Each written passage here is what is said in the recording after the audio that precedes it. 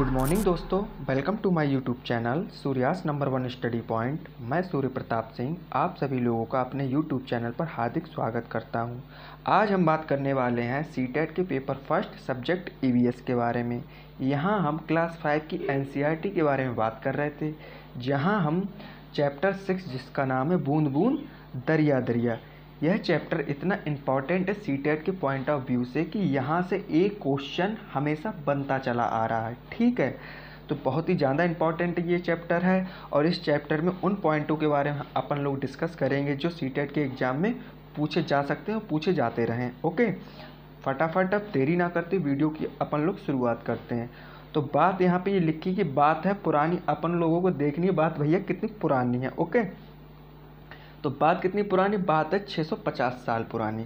तो ये कह रहे हैं कि यहाँ 650 साल पुराना क्या घड़सीसर है, और सर का मतलब तालाब, यानी एक्चुअल में घड़सीसर बोला गया एक तालाब के लिए। ठीक है, अब इस तालाब के बारे में अपन लोग डिस्कस कर लेते हैं क्या क्या है इस तालाब की विशेषता।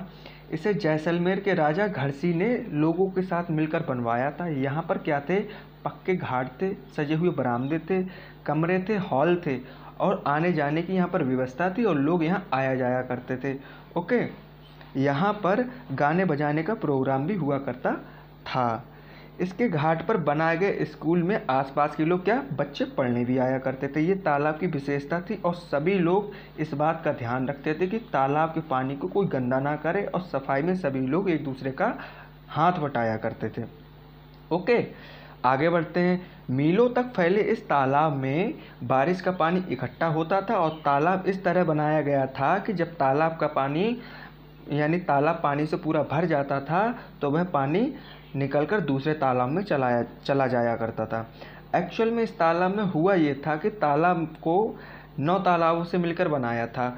तो यानी कि एक तालाब जब भर जाता तो दूसरा एक तालाब का पानी दूसरे तालाब में चला जाता था और इस तालाब से यानी कि यहाँ के लोग कभी पानी के लिए कभी दुखी नहीं हुए। हर समय यानी कि पानी इन लोगों के लिए मिलता रहता था। ये थी इस तालाब की विशेषता। यहाँ पर अब क्या होता है कि अब भैया ऐसा हो गया है कि आजकल जो घड़सीसर बिल्कुल उजड़ा हुआ सा है, वहाँ पर क्या तालाब की जगह कॉलोनियाँ बन गई। ये था हमारा घड़सीसर का तालाब। इस तालाब को देखकर एक हमारे यहाँ महोदय आए थे, उनके बारे में डिस्कस करने वाले हैं अपन लोग। उन्होंने कुछ डायरी में लिखा था, क्या लिखा था देखते हैं। ये थे हमारे अलबरूनी की नज़र, यानी कि अलबरूनी महोदय आए थे यहाँ पर। इन्होंने क्या लिखा था कि इन्होंने लिखा था 1000 से भी ज़्यादा साल पहले एक यात्री भारत आए थे। इनके बारे में पढ़ रहे हैं। इनका नाम था अलबरूनी। अलबरूनी जिस देश से आए थे उसका आजकल नाम क्या है, उज़्बेकिस्तान। ठीक है, अलबरूनी ने बहुत ही बारीकी से चीज़ों को देखा और उनके बारे में लिखा। ख़ास तौर से उनको अपने देश से यहाँ की चीज़ें अलग ही लगीं। ठीक है, चलो देखें अलबरूनी ने उस समय तालाब के बारे में क्या लिखा था। अलबरूनी महोदय ने जो तालाब के बारे में लिखा था उसके बारे में देखते हैं।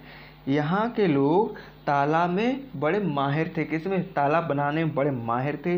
अगर हमारे देश के लोग यहाँ के लोगों को देखते तो वो हैरान हो जाते। यहाँ लिखते हैं ये कि बहुत बड़े बड़े भारी पत्थरों को लोहे, कुंडे और सरियों को जोड़कर तालाब बनाने में बहुत माहिर थे और चारों तरफ चबूतरे इन लोगों ने बनाए थे। चबूतरों के बीच में ऊपर एक नीचे जाती हुई सीढ़ियों की लंबी कतारें थीं।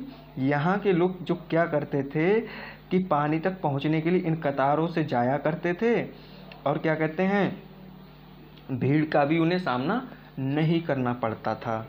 ठीक है, तो ये था इस तालाब के बारे में। आज इन्होंने नीचे एक बात और लिखी, आज इतिहास में पढ़ने वाले लोगों को अलबरूनी की किताबों से उस ज़माने के बारे में बहुत कुछ सीखने मिलता है, क्योंकि जो अलबरूनी महोदय थे उन्होंने अपनी किताब में ये चीज़ें लिखी थी, बहुत कुछ सीखने को मिलता है। ये उन्हीं की देन है जो हम सीख पा रहे हैं। और इन्होंने एक डाक टिकट चलाया था, उसका प्रकाशन 1973 में यानी कि पहली बार छपा था। इस बात को अपन लोग याद रखेंगे। ओके, आगे बढ़ते हैं। अब जैसलमेर के अलावा बहुत से इलाके ऐसे हैं जहां साल में बहुत ही कम दिन बारिश होती है। यहाँ की नदियों में साल में पानी भी नहीं रहता है। ओके, तो ये एक इम्पॉर्टेंट पॉइंट था जो हमने बताया। आगे बढ़ते हैं। ये आप लोग देख पा रहे हैं, ये डायग्राम है एक बावड़ी का। ठीक है, बावड़ी किस टाइप की होती है अपन लोग देखो, बावड़ी इस टाइप की होती है। इसमें ये नीचे नीचे नीचे नीचे नीचे ये सीढ़ियाँ बनी हुई हैं। ओके, अब पढ़ते हैं इसके बारे में। बावड़ी देखी? हाँ भैया, अभी देख लिए अपन लोगों ने। ठीक है, ये सीढ़ियाँ ज़मीन के नीचे कई मंजिलों तक जाती हैं। पानी ऊपर से खींचने की बजाय हम लोग खुद पानी तक पहुँचते हैं। ठीक है, तो इसीलिए इसको क्या बोलते हैं? सीढ़ीदार कुआं भी बोलते हैं। इस बावड़ी को पहले के लोग क्या बोलते थे? सीढ़ीदार कुआं भी बोलते थे। पुराने ज़माने में लोग काफ़िले बनाकर सफ़र किया करते थे। तो लोगों का मानना था जो भैया यात्री लोग हैं उनको अगर हम पानी पिलाएंगे तो ये हमारा अच्छा काम होगा, पुनीत का काम होगा। ठीक है, ये था हमारे बावड़ी के बारे में। आगे बढ़ते हैं। भी कई सौ साल पुराने पानी के स्रोत हैं, बावड़ी, तालाब, नौला, धारा आदि।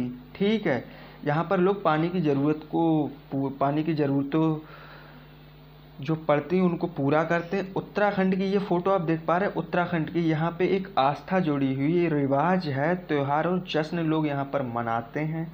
ठीक है, आज भी बारिश से तालाब भरने की खुशी में आसपास का माहौल यानी मेले जैसा माहौल रहता है यहाँ पर। अब क्यों रहता देखते हैं यहाँ पर। यह उत्तराखंड की एक दुल्हन है, ये जो है उत्तराखंड की एक दुल्हन है जो ब्याह यानी शादी के बाद नए गांव में आई हैं। वह झरने या तालाब में जाकर शीश झुकाती, इनकी आस्था होती है। ठीक है, और आज शहरों में इस रिवाज का मज़ेदार रूप देखने को मिलता है। दुल्हन घर ही में किसी नल या पास में जाकर पूजा कर लेती। पहले ऐसा होता है कि तालाब के पास में पूजा करती थी, अब कोई नहीं जाता, अब नल के पास में पूजा बैठ के कर लेती हैं। ओके, निकल के आ रहा है, इसके बारे में पढ़ते हैं। 1986 में जोधपुर और आसपास के इलाकों में जब सूखा पड़ा था तब भूली बिसरी बावड़ियों को एक बार फिर से याद किया गया था। एक्चुअल में पहले जो बावड़ियाँ बनाई थी, जो विकास होता गया, बावड़ियों को भूल गए लोग। फिर बाद में जब सूखा पड़ा तो पुरानी चीज़ें याद आई, हाँ भैया हमने पहले कुछ चीज़ बनाई थी, तो उनको याद किया गया। मोहल्ले के लोगों ने मिलजुल कर बावड़ी में 200 ट्रक से भी ज़्यादा कूड़ा निकाला। बावड़ी ने फिर से प्यारे शहर को पानी पिलाना शुरू कर दिया। इसके लिए चंदा भी मोहल्ले वालों ने किया था। जो चंदा था उनको इकट्ठा किया, उसको इकट्ठा करके तब वहाँ पे जो लागत आई थी उसको उन्होंने सही से शेयर किया और उसको खर्च किया। कुछ साल बाद फिर से अच्छी बारिश और पानी की परेशानी कम हुई। अब फिर से बावड़ी को हम भुला दिए, अब बावड़ियाँ देखने को नहीं मिलती। ये हमारे पुराने ज़माने में ऐसी चीज़ें हुआ करती थीं। इम्पॉर्टेंट पॉइंट और है, सारी की सारी चीज़ें पानी से ही रिलेटेड हैं। यहाँ पर अपन लोग पढ़ते हैं कि ये जो हैं अम्मा, इनका नाम है दड़की माई, राजस्थान के अलवर ज़िले के एक गांव में रहती हैं। इस गांव की औरतों का पूरा समय घर के कामों, जानवरों की देखभाल में चला जाता है। अच्छा, पूरी रात जागती हैं। जब गर्मियों में कुएं भी सूख जाते हैं तो गांव छोड़ना पड़ता है। यहाँ के लोगों को बड़ी हालत ख़राब होती है। दड़की माई ने पहल की और लोगों ने संस्था के साथ मिलकर तालाब बना लिया। दड़की माई ने एक पहल करी थी तालाब बनाने के लिए। इनका तरुण भारत संघ में इनका बहुत अहम रोल था। ठीक है, तो लोगों ने तालाब भी बनवा लिए। जानवरों के चारों पानी की परेशानी कम हुई और ज़्यादा दूध मिलने लगी और यहाँ की कमाई जो थी वो बढ़ गई। और इस दूध से जो लोग बनाकर बेचते थे उसको क्या बोलते थे? मावा बोलते थे।